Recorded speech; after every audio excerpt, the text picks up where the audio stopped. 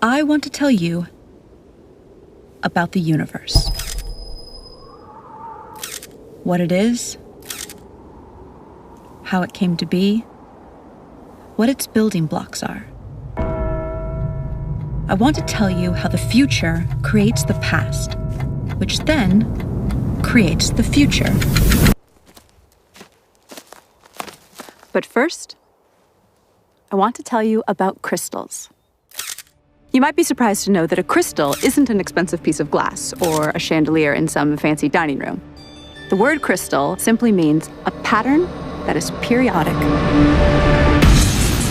Look at this checkerboard pattern. See how it continues to spread out infinitely in each direction? That means it's a periodic pattern. So that's a two-dimensional crystal. This is another two-dimensional crystal. And this is another. You can also have three-dimensional crystals. By the way, this 3D glass is called crystal because its atoms are actually arranged in a crystalline pattern.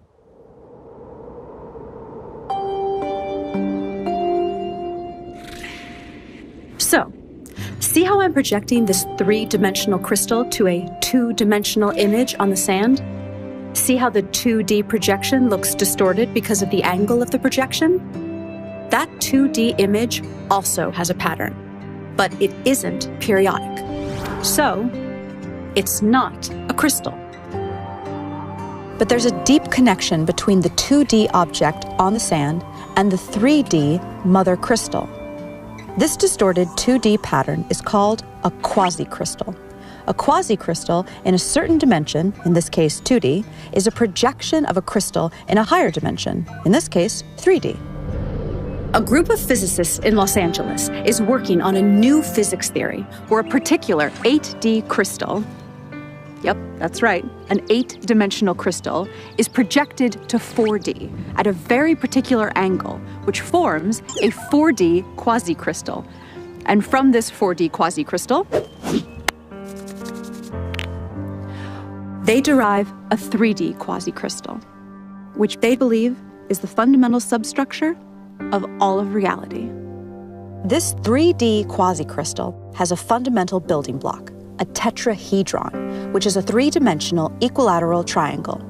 The size of each edge on this shape is the smallest possible length that can exist. This is called the Planck length. It's 10 to the 35 times smaller than a meter. So you know how your TV screen is broken down into building blocks called pixels? A pixel is the smallest possible indivisible unit of the 2D screen. So think of reality as your TV screen, but in 3D. And think of the tetrahedron as a 3D pixel, the smallest possible indivisible unit of reality. The tetrahedra in the quasi-crystal combine with other tetrahedra, using complex mathematical rules, to fill up all of the space in the universe. Each tetrahedron only has a few specific states in which it can exist at any given moment. And because of the rules of how these pixels connect to each other, if one tetrahedron is in a certain state, this dictates the states of many other tetrahedra throughout all of space. But here's the weird thing. If a certain tetrahedron can be in any one of just a few possible states in a given moment, who or what chooses the state it should be in at any given moment? Well, for such a choice to be made, we need to scientifically, mathematically, and logically bring in a new element into physics. And that element is consciousness. If you're not a scientist, you might be surprised to learn that nobody actually knows the exact value of the speed of light. We have a close approximation, but not the exact value. The closest we can get to measuring it has to do with the precision of our machines. But no matter how precise our machines get, we will never be able to measure the exact speed of light without a theory that tells us what it is and why it is. And none of the current physics theories do that. Oh, look, Professor Einstein, you look so cute. So I look pretty here? Yes, yes. No, wait, that's my bad side. But if I go... Ja, das ist gut. What if I stick out my tongue like this? Bah! Sehr gut. Oh. Our best physics theories, Einstein's theory of relativity and quantum mechanics, both use the speed of light as a starting point. In other words, they use an inexact measurement of the speed of light without explaining why it is, what it is, or why the universe even has a speed limit in the first place. We need a new theory. And such a theory is what the physicists and mathematicians of quantum gravity research in Los Angeles are working on. They call it emergence theory, and it will, really for the first time ever, provide an explanation for the speed of light and the other constants, such as Planck's constant and the fine structure constant. Basically, what is needed is a theory of everything, a theory that explains the very fundamental aspects of reality. String theory, which once held a lot of promise for possibly being a successful theory of everything, has not made any successful predictions. And regardless of predictions, the theory itself isn't actually a theory of everything. It's just not, because it can't explain the speed of light or the other constants. Quantum mechanics and general relativity, on the other hand, do make good predictions, but they don't explain the fundamental constants either. Professor Einstein, why does the speed of light have the exact value that it does? Well, to put it plainly, security! So what clues does nature offer us for what a theory of everything should look like? We've identified 7. Information, causality loops, non-determinism, consciousness, pixelation, E8 crystal, and the golden ratio. A growing number of physicists are saying reality is made of information. What does that even mean? Well, information is meaning in the form of symbolism. A language or code provide this kind of information-conveying symbolism. A very different type of symbol is one that represents itself. Geometric symbols can do that. A cube can represent love, if we say it does, or it can represent, really with minimal subjectivity, itself. Could there be a language or code made out of geometry? What type of information would such a language express? Quantum physics theory and classical physics indicate that reality is made of information, and there is no evidence that reality is made of anything other than information. Many physicists agree with this, and many don't. But those that don't agree that reality is made of information have no explanation for what reality is, if it's not information. Gentlemen? Reality is made of information. Nope. Yes, it is made of information. No. Okay, so what is it made of if not information? Energy.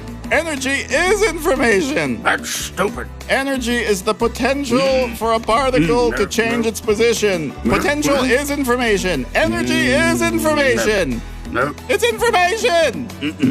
Then what is it? Not information. Then what is it? Not information.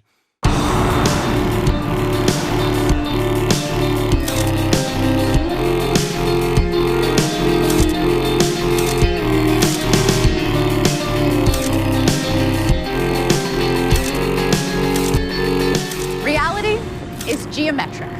A geometric language in the form of geometric symbolism, the type of symbols that represent themselves, might explain how a geometric reality can be made of pure information. Information implies meaning, but what is meaning? Meaning is a comparison. That's what we do. But we do it so fast, we don't realize we're doing it. We look at something and we match it to something from our database. We say, that is a crosswalk. That is a building, not a crosswalk. That is a window, not a building.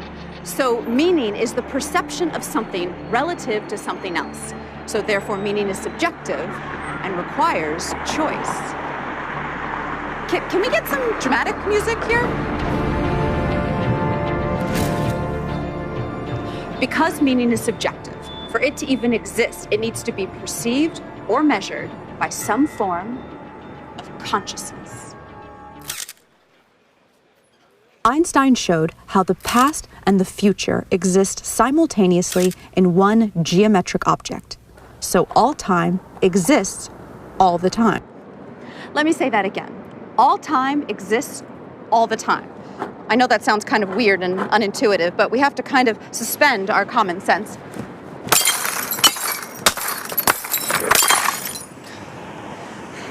And accept that mathematically, and according to the best physics formulas we have, that actually makes sense. So, let's visualize the geometric object that Einstein spoke about as a block. Remember the tetrahedra, the building block pixels of reality I told you about? Now imagine the entire universe, everything, everywhere, in one frozen moment in time. Like a single frame in a movie. In this one frame, all of reality everywhere appears frozen in this one position. Let me give you an analogy. In a movie shot on 35mm film, there are 24 frames a second. There's no actual movement in a movie. There's just a sequence of frozen frames. Now remember how I told you about the Planck length of space, which is the smallest length possible? Well, there is also a Planck length of time, and it is much shorter than 24 frames a second. In fact, it's 10 to the 44 times shorter than a second. Okay, so back to our frozen frame of reality. The entire universe in one frozen moment, one frame. But instead of a frame in a movie, it's a frame in all of reality. Now, imagine the next frame. Each frame is different from the previous one, just like in a movie.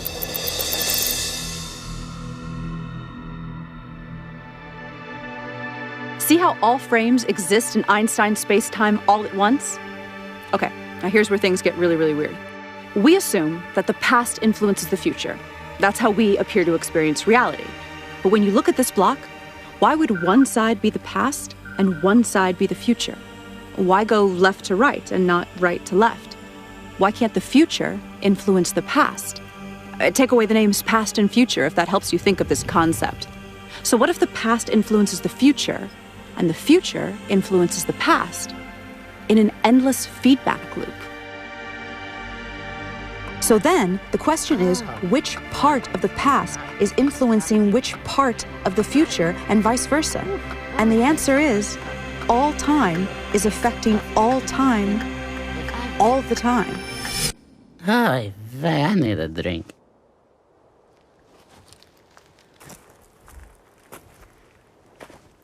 Is this even possible? Can me 20 years from now influence me now, just as I influence her?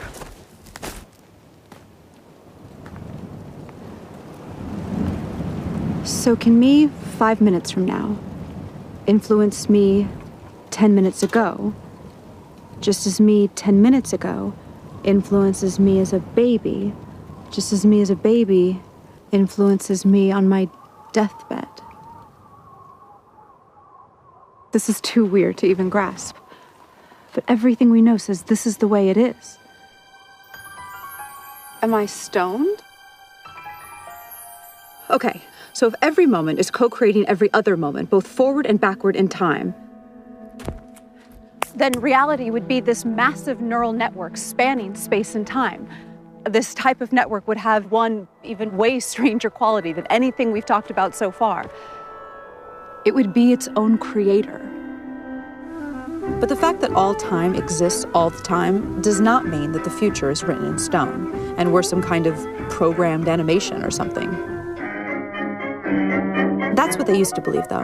Years ago, it was popular to believe in the somewhat bummer idea of reality being a deterministic program playing itself out. Light is scattered by electrons and bounced off electrons. The famous double-slit experiment ruled out determinism. Look it up if you've never heard of it. It's wild and is one of the cornerstones of modern physics. But for now, take my word for it. It ruled out determinism and ushered in a new era of non-determinism, or basically, free will. So, how does free will work? One of the most surprising discoveries of quantum physics is that reality only exists when it is observed.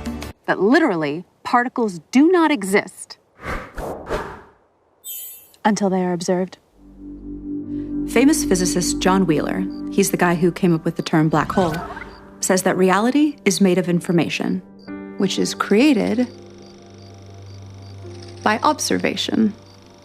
The observation must be made, he says, by something conscious. And Nobel Prize winner Frank Wilczek said that quantum theory is contentious and obscure, and that it will remain that way until someone constructs, within the formalism of quantum mechanics, an observer, a model entity whose states correspond to a recognizable caricature of conscious awareness. An entity, an observer. So Frank Wilczek is basically talking about an entity, not necessarily a human being or an animal, that is capable of generating information by observing and measuring. But what would that conscious entity be? Well, we definitely know that consciousness exists in the universe. I mean, at least in us humans, right? I mean, I'm conscious, you're conscious, he's conscious, I think. I'm conscious. I'm conscious.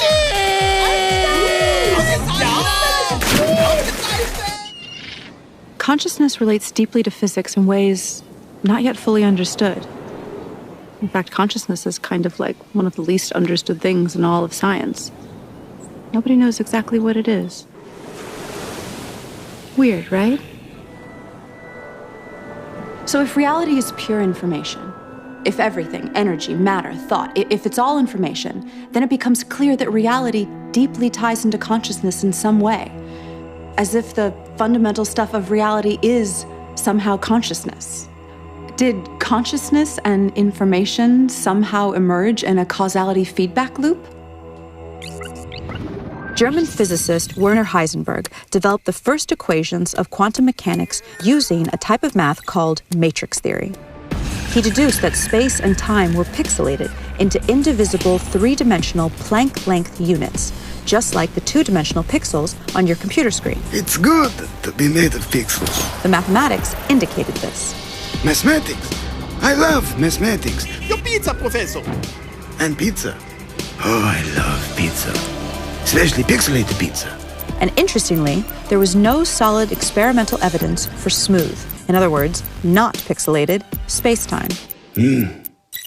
Pizza. Not pixelated. Not pixelated. Pixelated. We are not pixelated. Not pixelated. Yes, you are, morons. Your mother is pixelated. This is smooth. There is no evidence of that. And the mathematics show it is pixelated, so it must be pixelated. Oh, that's interesting. Bullshit. It must be pixelated. Bullshit, bullshit, bullshit, bullshit. On the other hand, most scientists agree that a length can be no shorter than the Planck length, which suggests reality is pixelated. There is no length shorter than the Planck length. That means reality is pixelated. I'm not pixelated.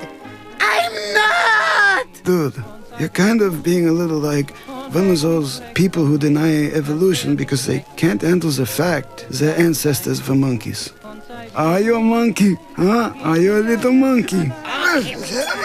We believe that until a quantum gravity theory of pixelated spacetime is discovered, the issue will remain confusing for everyone. What type of geometric code would describe a pixelated reality? 80 years of smashing particles together in particle accelerators, such as the famous Large Hadron Collider in Geneva, have given us a strange clue that all the fundamental particles and forces convert into one another. Like they literally transform from one to the other, according to a process called gauge symmetry transformation. And all of these conversions correspond to a shape. And not just any shape, an 8-dimensional shape. Now this shape forms a crystal. Now remember, crystals are periodic patterns of a certain shape, like that checkerboard is a 2D crystal made up of squares. So this crystal is of a particular 8-dimensional shape, and this crystal is known as the E8 lattice.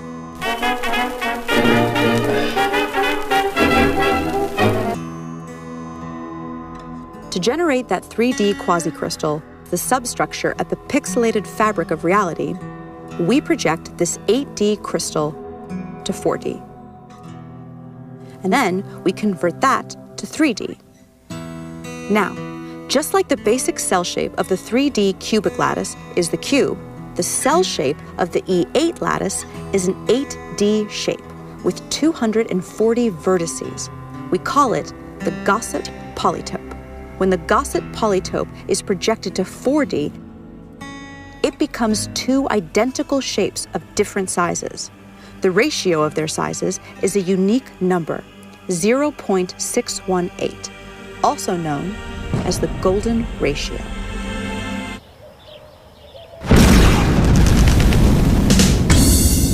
The golden ratio may be the fundamental constant of nature. It is a ratio that is fundamental to circumscribed equilateral triangles, and it's weirdly ubiquitous in the universe, appearing everywhere from the quantum to celestial scales. Ever so interestingly, it appears in black holes. I don't want to fly into a black hole! I wish I never realized your existence!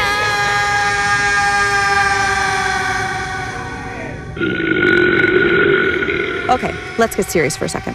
Here are 3 quick facts for you science heads. The golden ratio is the precise point where a black hole's modified specific heat changes from positive to negative. And it is part of the equation for the lower bound on black hole entropy. The golden ratio even relates the loop quantum gravity parameter to black hole entropy. Why does this support the claim that the golden ratio is the fundamental constant of nature? Because a theory of everything must unite general relativity with quantum mechanics, and a black hole is where these two theories converge at their limits. Okay, so bear with me through some really weird math right now, and I'll reward you with some amazing footage of John Malkovich getting a pie in the face. There's a type of mathematics called matrix mathematics. No, not that type of matrix.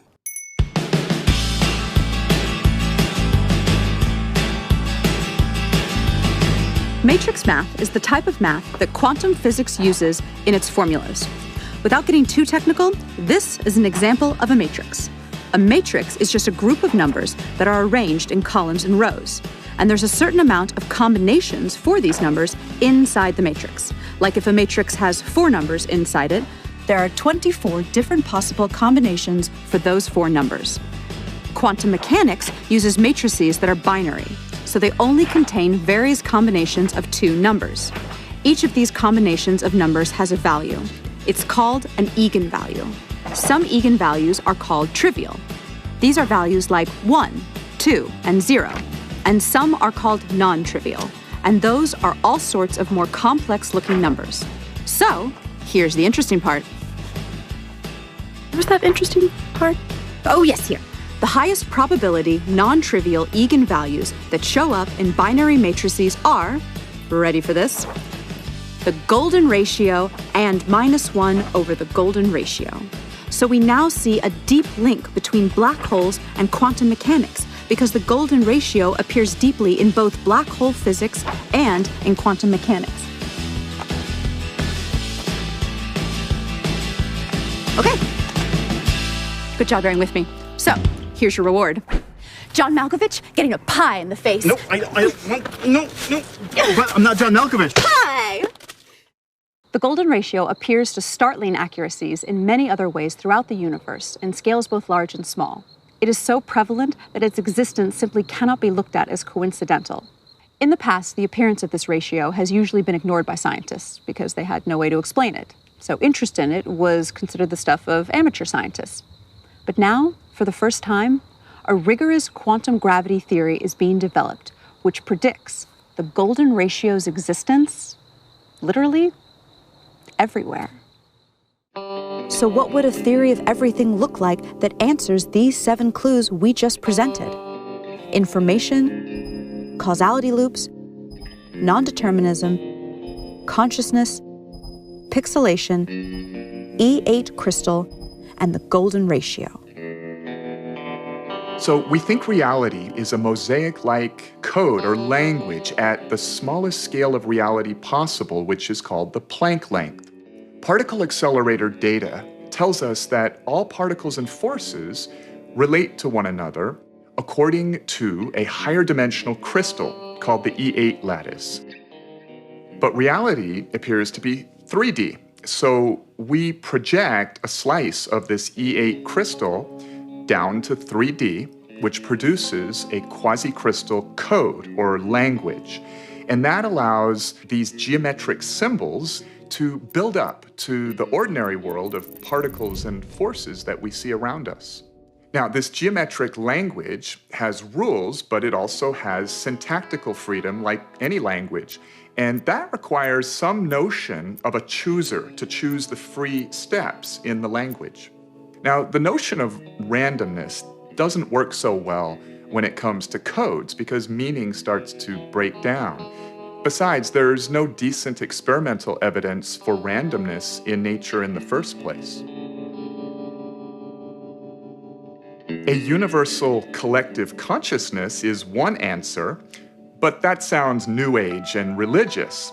Now, nowadays, a good number of physicists discuss the idea that our whole universe is actually a code-based simulation in some fantastically powerful quantum computer in another universe. Now, if true, then by the same logic, that other universe where the computer running the simulation of our universe is would also supposedly be a simulation in another universe. So the idea is a little shaky, but it's being discussed seriously by a lot of credible people. But it turns out that a universal collective-like consciousness of some sort may be physically inevitable. Now, we don't need to anthropomorphize this idea or make it religious or spiritual. To follow why, let us start with the idea of the collective behavior of cells in your body, each a single-celled microbe living its life. A long time ago, only this sort of cellular life form existed here on Earth. These little guys were not too smart, but they did choose what direction to swim and could chase nutrients, reproduce, and run from dangerous things. They made choices with their very simple systems of environmental awareness and desire to survive. Then they self-organized into colonies that were smarter as a group and had more environmental awareness than the individuals.